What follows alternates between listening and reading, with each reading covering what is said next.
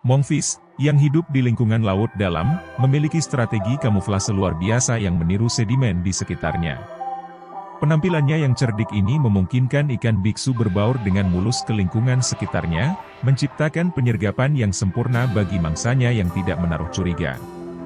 Dengan sabar menunggu, ikan biksu menunggu mangsanya mendekat sebelum dengan cepat menerjang ke depan dengan mulutnya yang besar untuk menelan korbannya yang tidak menaruh curiga. Teknik kamuflase dan penyergapan adaptif ini menyoroti kemampuan ikan biksu untuk berkembang biak di habitat laut dalam melalui strategi berburu yang cerdik.